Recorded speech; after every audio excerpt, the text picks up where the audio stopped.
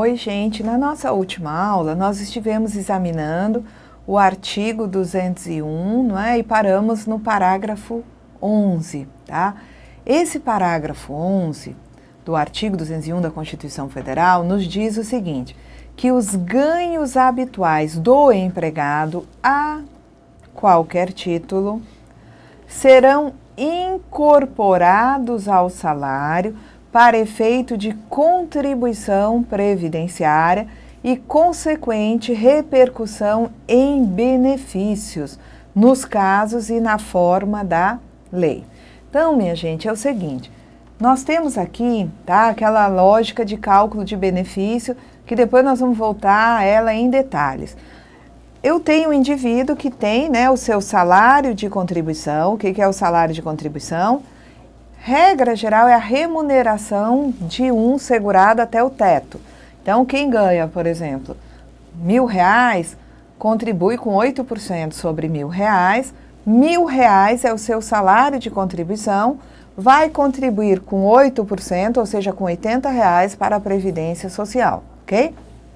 Então, vejam, esse salário de contribuição, ele é utilizado para fazer o cálculo do que eu chamo de salário de benefício. Esse salário de benefício, ele é uma média de salários, ou a média multiplicada pelo fator, que mais adiante a gente fala sobre este fator previdenciário. Então, eu vou pegar dos salários do indivíduo, tá? Fazer uma relação de todos os salários e escolher nessa relação de salários, todos devidamente atualizados, os 80% maiores, jogo nessa média os 80% maiores salários e a partir da média a lei vai me determinar percentuais para chegar na renda. Não é que todos os benefícios sejam assim calculados, mas uma grande parte se calcula dessa forma. O que o parágrafo 11 nos diz, tá, é que os ganhos habituais do empregado, tá, eles vão ser incorporados ao salário aqui, porque se eles estão incorporados ao salário e esse salário vai para a média, significa que os ganhos habituais incorporados ao salário vão repercutir na média e essa média vai aumentar, né? Tendo em vista a incorporação dos ganhos habituais, e eu vou ter também uma renda maior, porque a renda é calculada com base na média, que a média é calculada com base no salário, tá? Então, a ideia é que nesse salário de contribuição aqui, tá, eu leve em consideração, tá, não apenas o salário, mas também hora extra, mas também adicional noturno, mas também, tá, gratificações habituais, produtividade, comissões, ou seja, tudo isso vai ser considerado como salário de contribuição, tá? E se esse salário de contribuição leva em conta todos os ganhos habituais, a qualquer título, significa dizer que o valor do salário de contribuição, composto por todas essas parcelas, que vai parar nessa média aqui, vai aumentar e vai repercutir no valor da renda do benefício, ok? Uma coisa importante, tá, é o seguinte, quem ganha R$1.000 contribui sobre R$1.000. 1.000 é o valor do salário de contribuição, tá? Desculpe, quem ganha 3.000 vai contribuir com 11% sobre os 3.000. 3.000 é o salário de contribuição, 11% de 3.000 dá 330, 330 é a contribuição, tá? Quem ganha 10.000 não vai contribuir sobre 10.000, porque o salário de contribuição é a remuneração até o teto, tá? Existe um teto, um limite máximo desse salário de contribuição, ou seja, um limite máximo para a base de cálculo das contribuições. Então, quem ganha 10.000 não contribui sobre 10.000. O teto hoje está, né, no valor de 4.157 e um quebradinho. Então, quem ganha 10.000 vai contribuir sobre 4.157. Então, significa dizer que os benefícios levarão em conta para cálculo o teto, 4.157, e nunca os 10.000. E esse benefício aqui, ele é um benefício que respeita o teto máximo também, tá? Vamos lá então. Então vamos cogitar aqui que um indivíduo, vou fazer aqui a situação, tá? Sem levar em conta todos os ganhos e a situação embaixo levando em conta todos os ganhos. Esse indivíduo aqui, ele tem um salário, tá? De R$800. Ora, se ele tem um salário de R$800, eu vou, né, colocar aqui os R$800 como salário de contribuição, jogo na média 800, né? Vamos dizer que no cenário ideal ele sempre recebesse 800 e a renda vai ser de R$800. Agora, vamos dizer, tá, que esse indivíduo receba também hora extra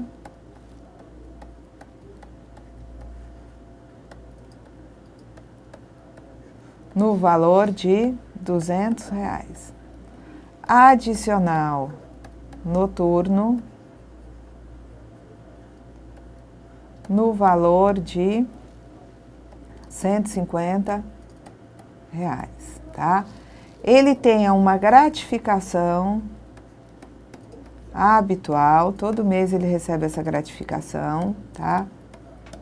No valor de R$300, tá? Muito bem. 800 com 200 dá 1.000, 1.150, 1.450, certo? Se eu entender que eu só vou exigir contribuições sobre os 800, eu estarei dizendo que o salário de contribuição dele é 800, eu vou colocar 800 aqui. A média vai dar um valor, né, próximo a 800, né, a renda vai ser de 800. Por que eu digo próximo a 800? Porque ele pode ganhar 800, 780, né, 900, ele pode ter melhoria salarial. Bom, mas se eu, né, entender o seguinte, olha, tudo que ele recebe habitualmente deve ser levado para o benefício. Então, significa que 800 mais 200, né, 1.000, 1.150, 1.450.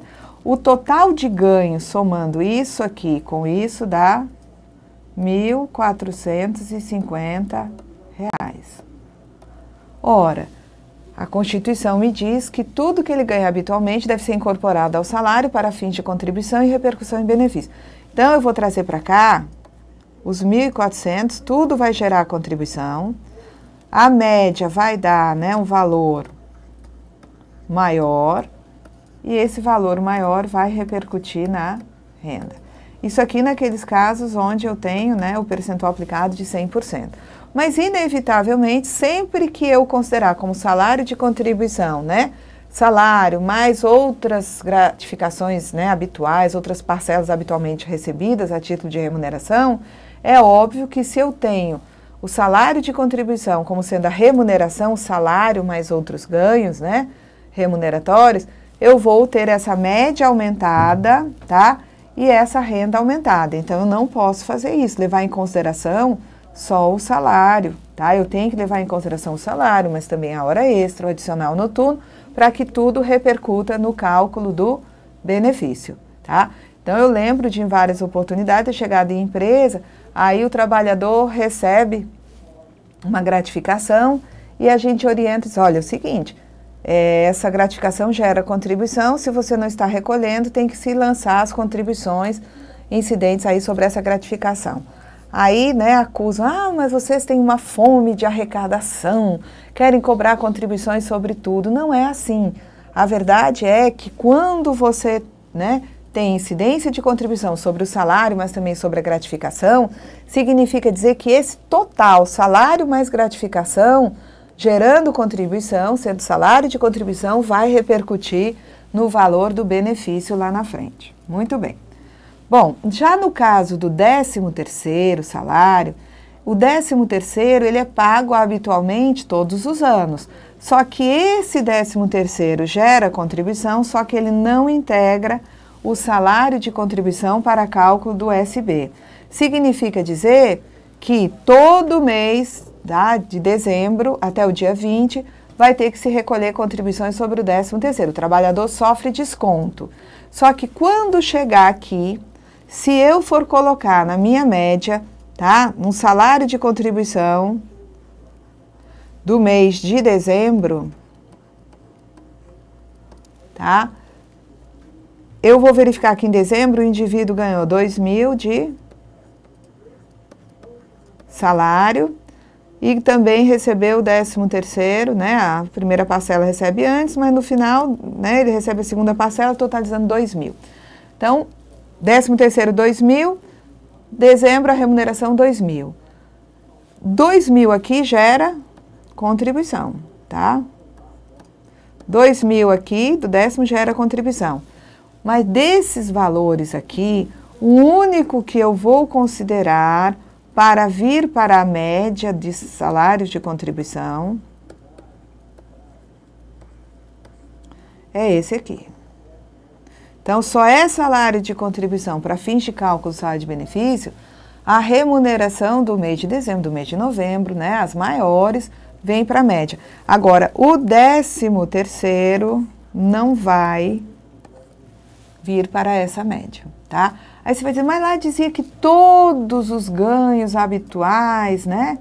Todos os ganhos habituais do empregado a qualquer título vão ser incorporados ao salário para efeito da contribuição, né? E consequente repercussão em benefício. Sim, mas aí diz que é nos casos e na forma da lei, tá bom? Vamos lá.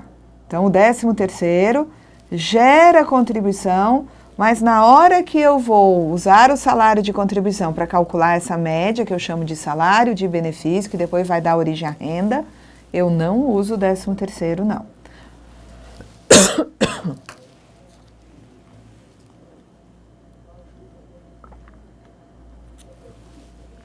Dei uma olhada aí no quadro. Desculpa, enquanto eu bebo água aqui, porque a garganta secou. Vamos lá.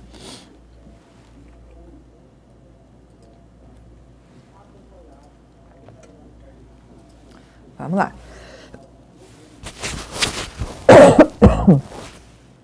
Vamos ver se eu consigo voltar aqui. Artigo 201, tá? Esse artigo 201 fala sobre a inclusão previdenciária, certo? Então, antes da gente ler o artigo que está aí na tela, eu vou mostrar para vocês, tá? O que significa essa inclusão previdenciária. Essa inclusão, ela se aplica a dois tipos de segurados. O contribuinte individual, que exerce que exerce atividade remunerada por conta própria, atividade urbana por conta própria, e o facultativo, que é aquele segurado que, não sendo obrigado a contribuir, ele deseja, né, efetuar as suas contribuições para um dia, né, se aposentar, se ficar doente, ter o auxílio-doença, tá? Então, a inclusão previdenciária, ela foi criada para esses dois tipos de segurados, para solucionar a seguinte problemática. No passado, tá,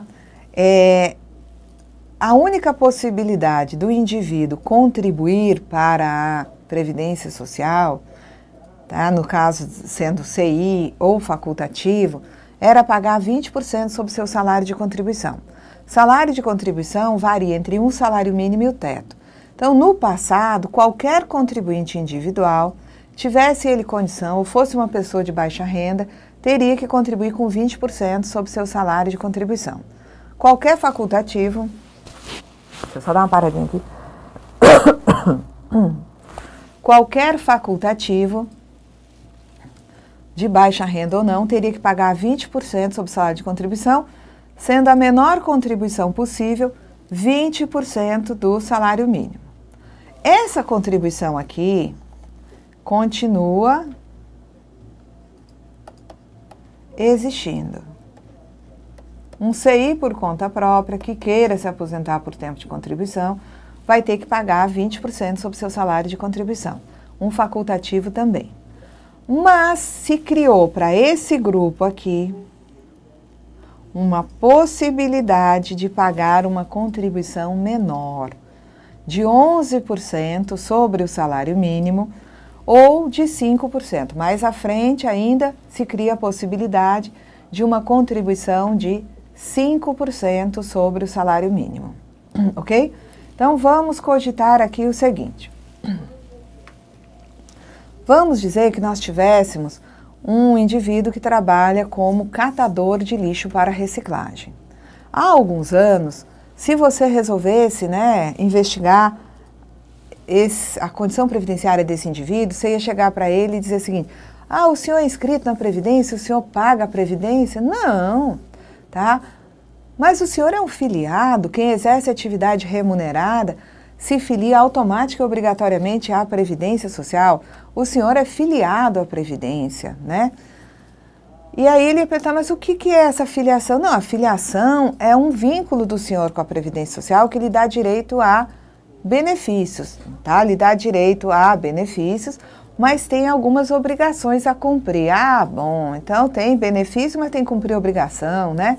Tem que cumprir obrigação. O senhor tem que se inscrever, ou seja, se cadastrar junto ao INSS e tem que pagar as suas contribuições. Ah, então tem que pagar a contribuição, né? E quanto é essa contribuição? O que você ia dizer no passado para esse indivíduo, né, de baixa renda, que ele tinha que pagar 20% de um salário mínimo? Aí ele ia perguntar logo, eu tenho que pagar 20% de um salário mínimo por ano? Aí você ia dizer, não, meu senhor, você tem que pagar 20% de um salário mínimo por mês. Ele ia lhe dar um caramba, a senhora é doida. O que a senhora vem me dizer que eu tenho que pagar 20% de um salário mínimo? Eu não tenho condição de fazer isso. Tá? Então, seria esse indivíduo um filiado à Previdência, tendo em vista o exercício da atividade remunerada, mas um filiado que nunca alcançaria seus direitos, tendo em vista não poder cumprir a obrigação, pelo menos uma delas, que é de contribuir, né? Porque tem que se inscrever e contribuir todo mês. Reconhecendo que grande parte da população trabalhadora, que exerce atividade por conta própria, das, né, donas de casa, que poderiam estar inscritas como facultativas e contribuindo, e não fariam isso por não ter condição, se criou um mecanismo de inclusão previdenciária. Qual é como é que se materializa, né, esse mecanismo de inclusão previdenciária? Qual é a consequência da inclusão desse mecanismo de inclusão na Constituição? A consequência que nós tivemos hoje, já regulada, tá, já regulamentada, é a redução da alíquota.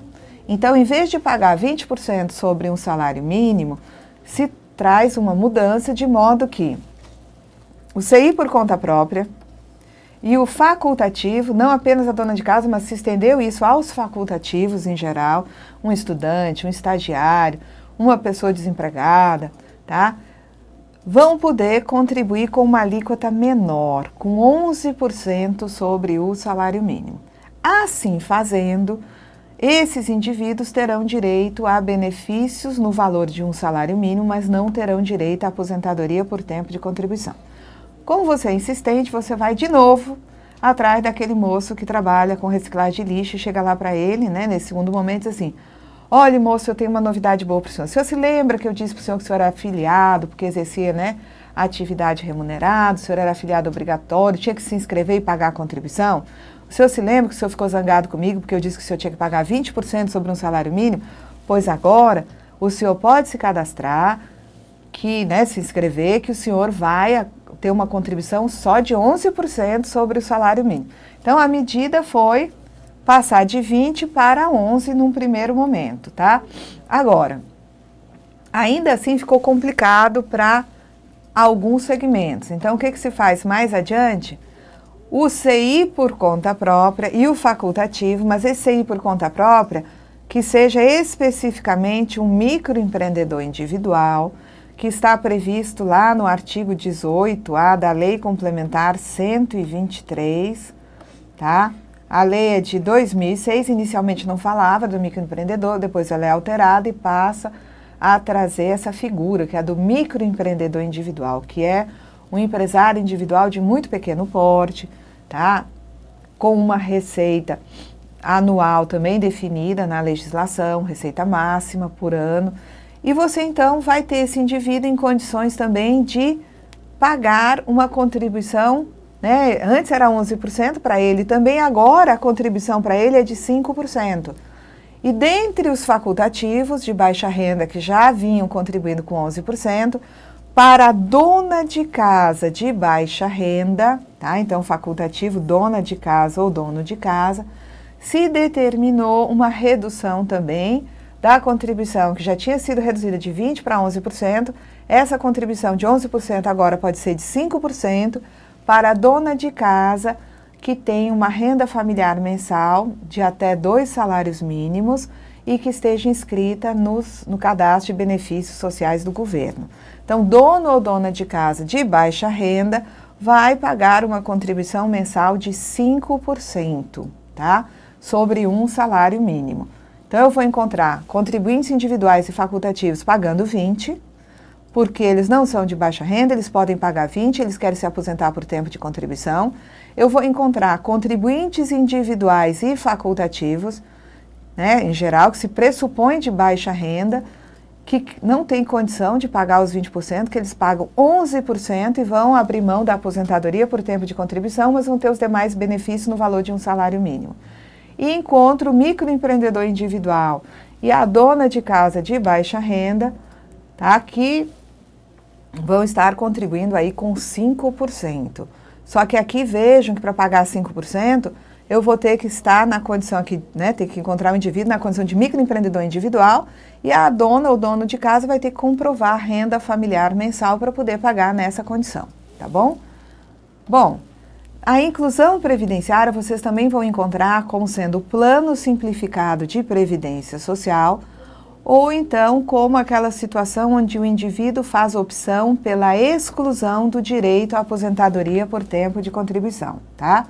Então, na inclusão previdenciária, os segurados eles vão ter garantia de benefícios no valor de um salário mínimo, exceto a aposentadoria por tempo de contribuição. Então, vão ter direito a aposentar por idade, por invalidez, auxílio doença, salário maternidade, para os dependentes pensão por morte, auxílio reclusão, tudo no valor de um salário mínimo, mas não tem direito a aposentar por tempo de contribuição, contribuindo com esses 11% ou com esses 5%. Na inclusão previdenciária, o período com contribuição no sistema da inclusão, com 11% ou 5%, também não é computado como tempo de contribuição, a não ser que o indivíduo, vamos dizer que ele pagou 2 anos com o microempreendedor individual, 5% de um salário mínimo. Depois ele, né, arranja um emprego, passa a pagar como os demais segurados e ele gostaria muito de contar como tempo de contribuição esses 2 anos. O que acontece? Aquele indivíduo que pagou 5% como microempreendedor, se ele quer contar aquele período onde ele pagou apenas 5% por mês, a cada mês que ele pagou 5%, ele complementa com mais 15%, totalizando 20%. Aquele indivíduo que pagou só 11% por mês, ele, se quer contar o período onde ele pagou 11%, ele vai poder pagar mais 9%, totalizando 20% por mês, tá? Então, isso daí é o sistema da inclusão previdenciária. Eu vou voltar lá nos artigos da Constituição para a gente dar uma lidinha. Vamos lá. Então, o parágrafo 12 do artigo 201, ele nos diz o seguinte.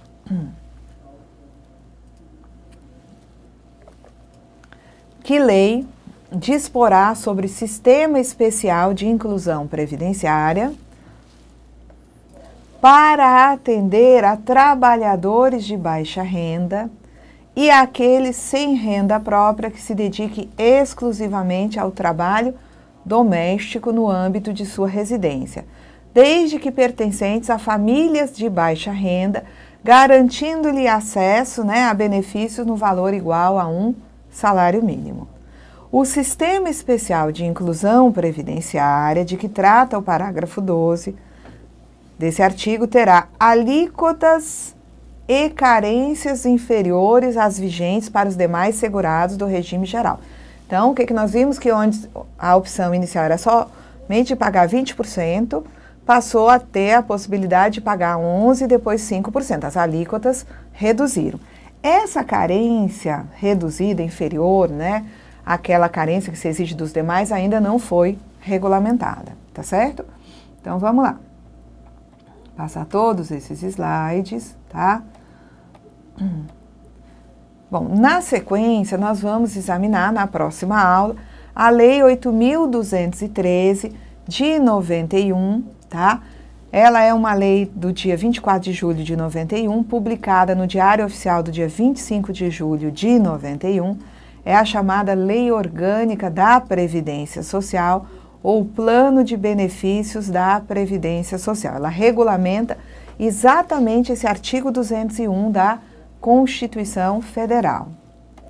Então, o artigo 1º, da lei nos diz que a Previdência Social, mediante contribuição, tem por fim assegurar aos seus beneficiários meios indispensáveis de manutenção e enumera aqueles riscos ou contingências sociais que desencadeiam a proteção previdenciária. Então, incapacidade, aqui leia-se incapacidade para o trabalho, seja ela provisória ou permanente, desemprego involuntário, idade avançada, tempo de serviço, a gente sabe que não é mais tempo de serviço.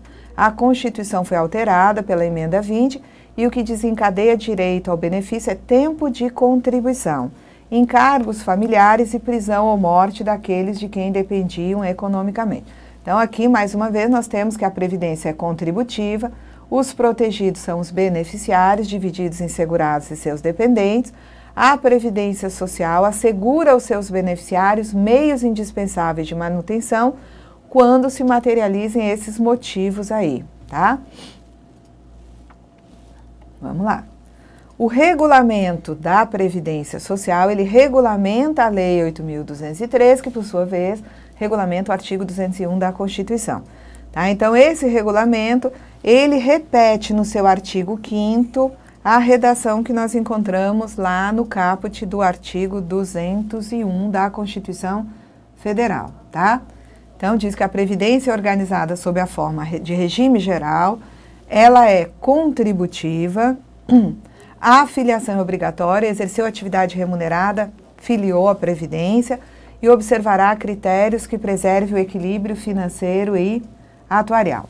Outro artigo importante da Constituição que vocês devem examinar é o artigo 94, que nós também já vimos aqui, que é o que trata de Seguridade Social e diz que a Seguridade Social compreende um conjunto integrado de ações de iniciativa dos poderes públicos e da sociedade, destinadas essas ações a assegurar direitos relativos à saúde, à previdência e à assistência social.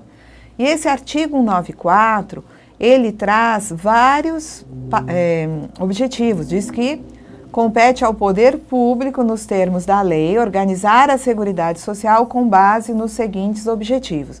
Objetivos esses que vão ser referenciados na lei como sendo princípios. E esses objetivos que aqui se encontram, nós vamos comentar na parte do curso em que estivermos tratando da Lei 8.212, que é a Lei Orgânica da Seguridade e que vem também para regulamentar essas disposições constitucionais, tá bom? Então, na próxima aula estaremos examinando a Lei 8.213, desde o seu primeiro artigo. Até lá!